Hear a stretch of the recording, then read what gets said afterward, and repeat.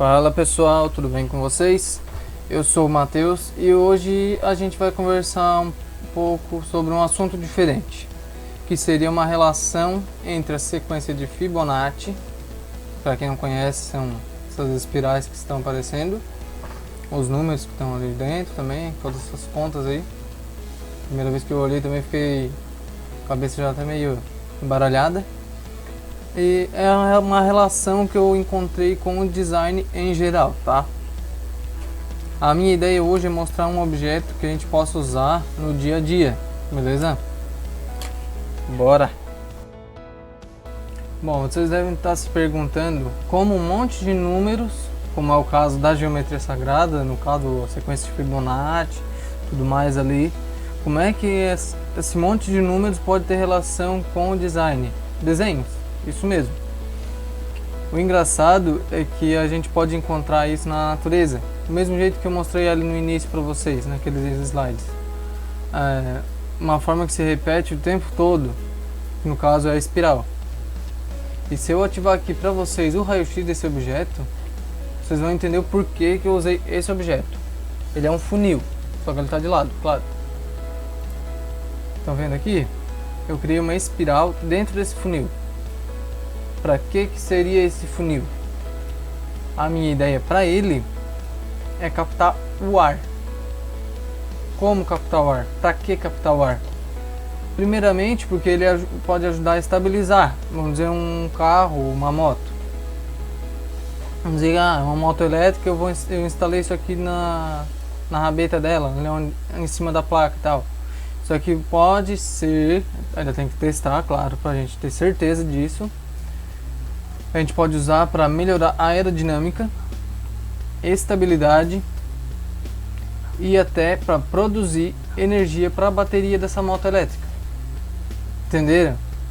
A função que isso aqui pode criar, pode ajudar a gente a fazer, é absurda. É uma coisa que muito difícil de se encontrar. Só na natureza mesmo que a gente encontra muito isso aqui. Mas continuando aqui, que eu fiz o roteirinho, senão eu não ia saber o que falar pra vocês, né?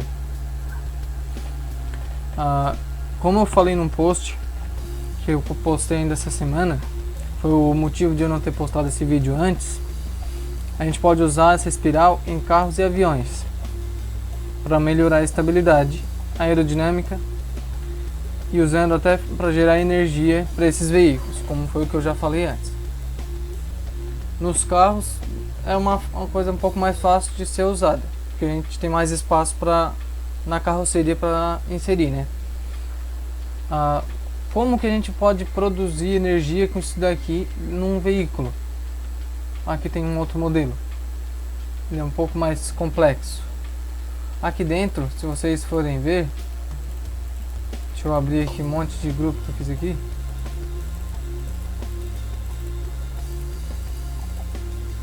Deixa eu desativar o raio-x, senão a gente não vai conseguir achar tão cedo. Aqui, deixa eu afastar. Isso daqui é uma hélice. Cria uma hélice no meio desse funil. Tá aqui. Pode ver que ela tá dentro de um eixo já, bem certinho. Não tá a coisa mais redonda do mundo, mas tá aí para servir como exemplo. Porque como é que ela vai funcionar? Tá vendo esse duto aqui onde passa o ar? Ele vai empurrar essa hélice para baixo, como vai fazer com todas as outras hélices. E isso vai forçar essa hélice a se mover. E quando ela começa a se mover, ela começa a produzir energia. Entenderam? Então essa é a ideia a princípio. Como eu falei no início, a gente vai ter que fabricar uma peça dessa ainda para poder testar. Agora, outra pergunta que vocês devem estar se fazendo é por que essa forma de espiral? Por que um funil? Primeiramente, a espiral, quando recebe o ar, o vento em movimento, o ar em movimento, no caso o vento, ele multiplica a velocidade do ar. Ele faz o ar percorrer uma distância maior. E é o que faz ele, no caso, acelerar. E quando a gente tem um funil, Tipo, a gente tem ali, o ar está entrando sempre na mesma quantidade. Ele já está sendo acelerado pela espiral. Só que com o funil a gente aumenta a pressão que tem lá dentro desse funil, na parte onde fica menor, que seria a parte de trás aqui do nosso funil. Pegando esse aqui que é mais fácil, que tem uma diferença maior da frente para trás. Quando chega aqui atrás, o ar, ele já está bem pressurizado, está muito pressurizado, e ele tem menos espaço. Então, para ele desocupar aquele espaço, para chegar mais ar, ele tem que liberar mais rápido, ele tem que acelerar. E é isso que faz o funcionamento dele acontecer aqui. E é onde eu comentei ali com vocês de colocar uma hélice, porque o ar já está com uma pressão absurda ali dentro. Vamos dizer que o funil é maior e ele vai sendo cada vez mais pressurizado conforme ele vai percorrendo esse funil. Quando ele chegar na hélice lá na parte de trás, ele já vai estar numa velocidade muito maior, muito mais multiplicada. Então aí a gente pode usar uma hélice lá atrás. Claro que teria que ser uma hélice feita com material mais resistente, tipo uma fibra de carbono ou um alumínio temperado, que daí sim ele poderia daí aguentar mais essa pressão e produzir a energia que a gente quer com esse objeto aí, né? E é justamente por isso que eu pensei em usar em carros. Vocês sabem que tá vindo os carros elétricos agora. O Brasil começou a vir há pouco tempo, não sei quanto tempo. Talvez a Chevrolet tenha sido a primeira a trazer com o Bolt, né? Mas enfim, com a chegada desses carros elétricos, eles têm uma autonomia definida já conforme o tamanho da bateria deles, né? Mas eles não precisaram de uma bateria tão grande, justamente pelo fato dele ter um sistema semelhante com esse, e esse sistema prolongar ainda mais a vida útil dessa bateria. Tipo, eu vou fazer uma viagem daqui de Santa Catarina, que é onde eu moro, para São Paulo. Não sei quantos quilômetros dá, eu acho que tem uns 700, sendo do sul do estado aqui, né?